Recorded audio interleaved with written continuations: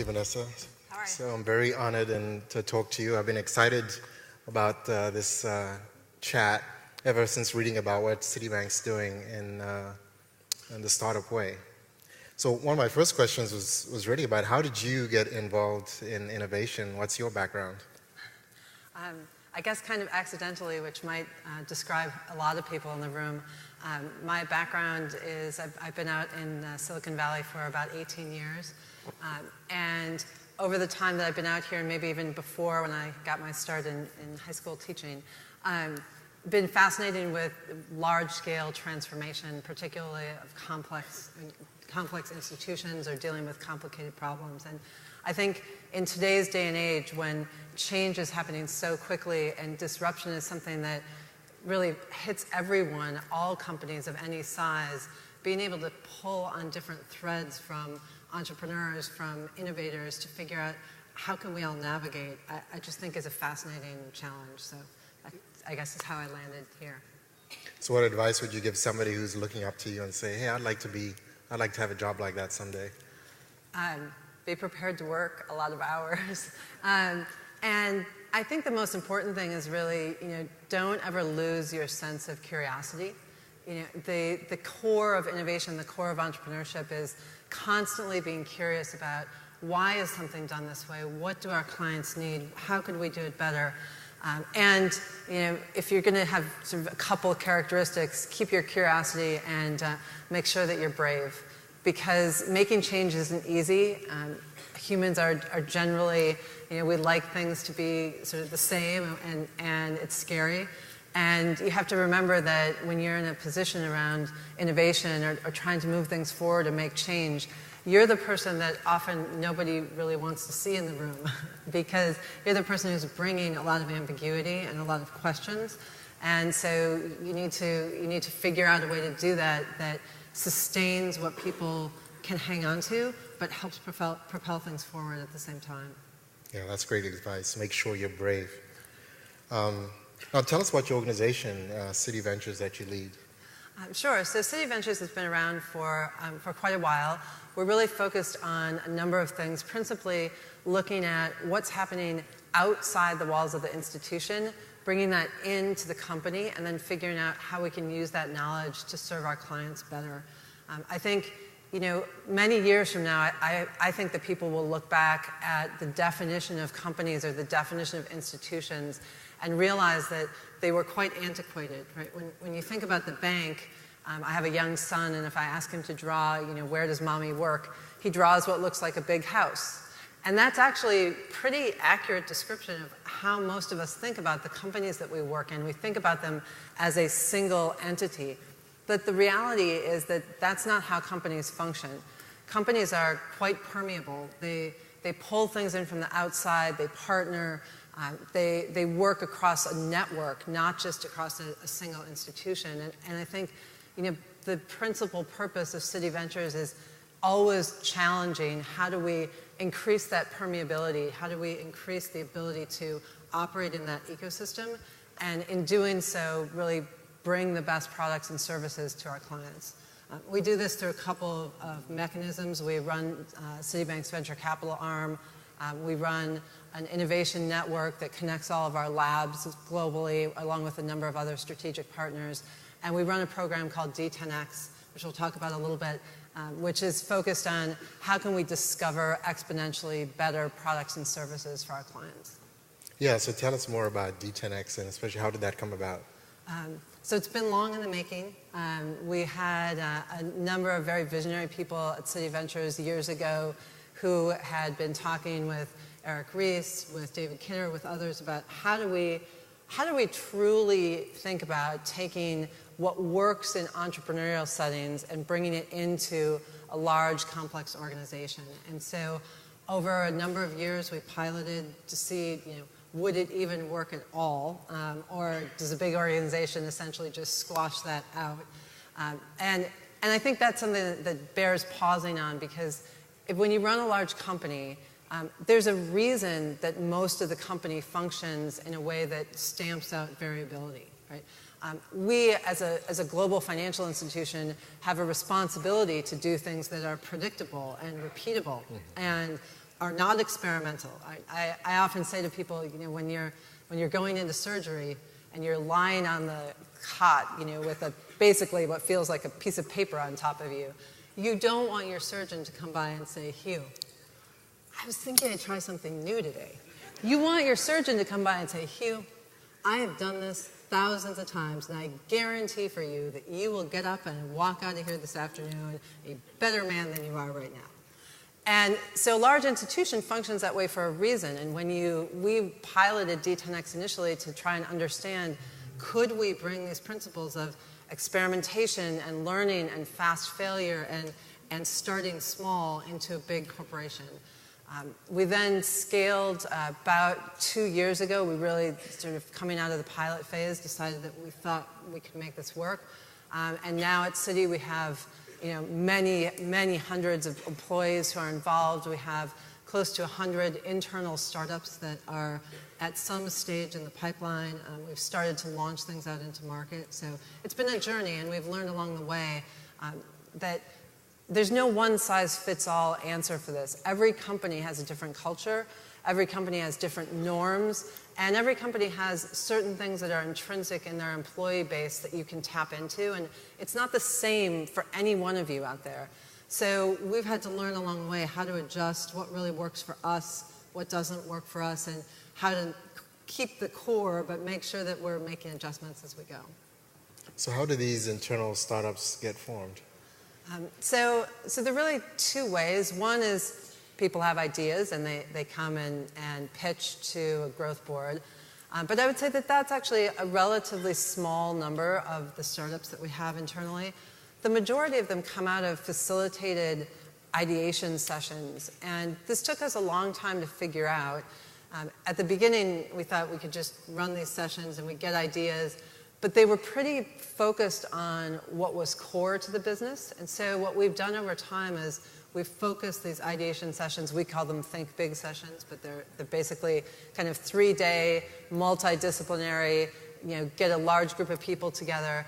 And we focus them on themes that we see in the world that we think are important for us to understand as a corporation and are important for our clients. So that could be something like, how do you think about smart cities and what implications that's going to have across not just our business, but our clients' business? Or how do you think about changing social structures, right? We often say if you imagine the products that you get on the consumer side from a bank, many of them are designed with the fact in mind that you live in a household with one person who earns the money, and that's how the products work. And we all know that actually doesn't describe the vast majority of households around the world. So how do we understand changing social structures and what that might mean for how we can better serve our customers? So the ideas oftentimes come from those kinds of sessions. And the reason for that isn't just the themes. The reason is that diversity of perspective and experience is critical to generating ideas that will have sort of tenacity, that will be able to make it through the funnel. And oftentimes in a corporation, just by virtue of the way that you're organized to get your regular work done, you're working with relatively like-minded people, or at least people that you're accustomed to work with all the time. And so what we find is that it's critical in these sessions to bring very diverse perspectives to the table, right? Diverse kinds of experiences, people from our control functions, people who work with clients every day, people in technology. It's actually no different from what I look for when I invest in a startup out in the wild, right? I look for a diverse team that's got, that brings various different kinds of experiences to the table. And I think that's part of the reason that many of the ideas end up coming from these facilitated sessions. Yeah, I've actually written a blog where I've said, innovation teams that are cross-functional tend to be the ones with really good superpowers because they're drawing on these very varied perspectives. And it's really important to keep writing about that because we all know this, right? Academics have proven that diverse teams do better, that yet somehow we fall back, people fall back to their comfort zone. When you're doing something that feels a little bit out of the edge, then you look for people who are just like you to make you feel better about it. In fact, you should be looking for people who are just not like you because that will make the idea that much better and that much stronger. That's great. So I'm a typical Citi employee. Do I get invited to these Think Big sessions, or is it entry to anybody? It's a combination. So some people raise their hand and say they really want to do it. Some people get invited. We intentionally, which I think was very important for us, we started small, right? So we didn't launch this as a giant global program because we wanted to figure out what worked and what didn't. And someone was telling me the other day the old story of if you have a wooden boat, but you've replaced every piece of wood in the boat over time, is it still the same boat? That's a little bit what we've gone through in 10X, is how do we tweak that? And so sometimes people will come to us. We hold office hours. We do all those regular kinds of things. And other times we'll tap people who we know because of their business or functional experience that having their brain and their perspective in the room would be helpful. So once I go through a Think Big session and, it sounds like you pitch to a growth board and they decide to fund the idea, how do I balance now working on this idea versus my regular job? So one thing before we get to balance, which is super important, most people in a large organization don't actually know how to pitch an idea to a growth board. Because it turns out that's actually not what you do every day in a large organization. And so we've now hired close to 24 former entrepreneurs who coach our employees. So they're learning what it's like. These are people who have founded their own companies, who've invested in companies, who know the nitty-gritty of what it's like to be in a startup. And so what's critical for us is that over time, and I know we'll talk about culture, that we infuse across the organization some of those skills that entrepreneurs have learned in many ways the hard way. So you get some coaching and you come and pitch. The idea of balance, I think, is a critical one. And in some ways, again, every company is different, so I'm just telling you what we've learned. In some ways, I think balance is always a tricky question. It's sort of like when you get called to a panel to talk about work-life balance, and the sad answer is there is no work-life balance. It's just all one thing, your life. And what we've found in D10X is that, if you're working on something that you are madly passionate about, that when you meet with clients and you talk to customers, they're saying to you, I don't care if that's just a prototype, I want it right now. That you tend to find the spaces in the day to get that work done. When we first started out, we thought the only way to make this happen was to find people who could be full-time dedicated to their idea, because entrepreneurs in the wild are full-time dedicated to their ideas. But entrepreneurs are dedicated to their ideas, but they live in a crucible, right? Entrepreneurs live in a crucible where they've put their professional reputation, oftentimes, what their spouse or partner thinks about them, their financial lives on the line to do something. And so that crucible, much like an artist, right, that helps propel the idea forward. What we've found for us is at the very beginning stages, people still do their day jobs. In fact, almost all of the time. And that puts a lot of pressure on how much time you can spend working on this other idea. But in our company, that helps mimic some of the stress and the momentum that an entrepreneur would feel. Of course, over time, as ideas move through the funnel and get toward launch, there's no way that you can create a new business in the 20% of the time off the side of your desk. And so we then have people who are fully dedicated. And then, to your point earlier, it's not always just the people who've raised their hand. It could be that we find someone from technology or we bring someone else in. But I think it's a little bit of a myth that in order to make innovation work, people have to be given some big hall pass to spend all of their time working on it. That happens in time, but it's not a requirement. At least we have not found it a requirement to get great ideas through to market. At least to get started. Yep. Yeah. So you mentioned culture. So how important is culture? It's the most important thing, hands down. And I think it's critical from not only the top of the organization, but deeply within the organization. Because most people who lead organizations have gotten to the top because they know the answers. And that's really important, right? So you want the people running the company to know the answers. And of course, the people who are just coming into the company look at the people who are running the company and they want to emulate that, and so they learn how to have the answers. And there's a high premium placed on being able to be the person who, you walk into a meeting and Hugh's always got the answer, and therefore everybody wants you next to them in that meeting because they know that you're going to have the answers. The answers are not actually what's important in entrepreneurship and innovation. What's important is being an outstanding questioner. What's important is not being able to say yes or no, but learning how to say how. And those characteristics are very different, and the culture that is implicit in a lot of corporations tends more towards answers than towards questions, and tends more towards yes or no than how. And so we work tirelessly both with our internal entrepreneurs, our co-founders, with our HR department, with our business heads, with our functional heads, to teach not just the people who are a part of 10X, but to work with our whole organization around whether you're doing innovation or you're just trying to navigate your business in a highly disrupted, rapidly changing world, having the skills of being able to question and being able to get to how are critical. And so I'm a firm believer that without doing that, it doesn't actually matter how good your ideas are. They will fail along the way if you can't allow them to live in that kind of environment. Well, the reality is nobody has the answer up front. You just think they do. Yeah. Yep. So what has the impact of the D10X been to Citi so far?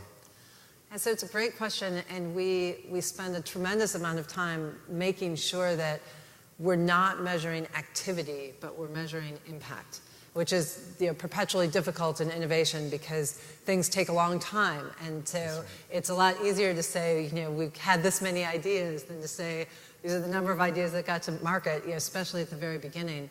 I think D10X has two important impacts, both of which are derived from the fact that the entire program is focused on being the best for our clients.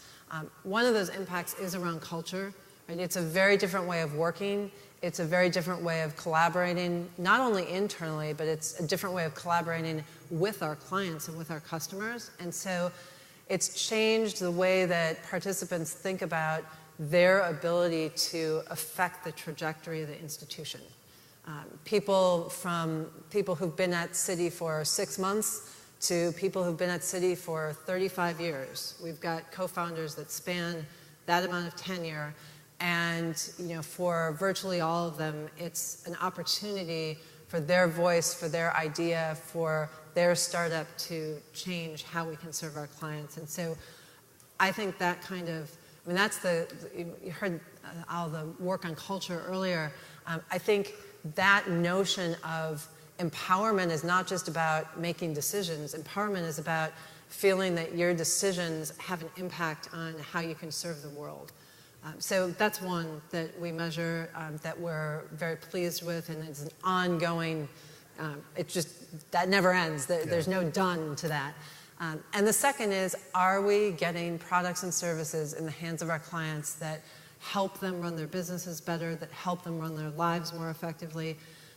As I said, we've been running this for about 2 years now. We're now, we just launched another startup this morning. We've got about 8 in market. And many more behind that. So, we look towards hard metrics, but I think it's important to remember that if you were going to start your own company in the wild, right, it'd be somewhere between 6.8 and 7.5 years before you were likely to be either acquired or ready to go public if that's what you wanted to do. We believe that in a corporation, you can actually innovate much more quickly than that, which is a bit counter to kind of how most people think about it. But it still does take time. Yeah, and maybe on a final note, I'm sure a lot of companies would be inspired by what you've done. What advice would you give them if they're just starting out this journey? Be curious, be brave, and find the sunny side of the mountain. We talk often about, this is a hard journey. Because there's no easy way to say, this is how we do it, put it in place, and go. You want to start by working with people who can help you shape the program, who can point out what's not working, right? Just like in a startup, right? Running one of these programs is a startup in itself. And so you've got to be really attuned to what your market is telling you. And take the long view. There are no immediate wins, but the rewards for your employees and for the people you serve in the world are immeasurable. So be curious, be brave, listen, and take a long view. Yeah, thanks so much, Vanessa. Excellent. Thanks, Great. Hugh. Thanks, everyone. Thank you, everyone.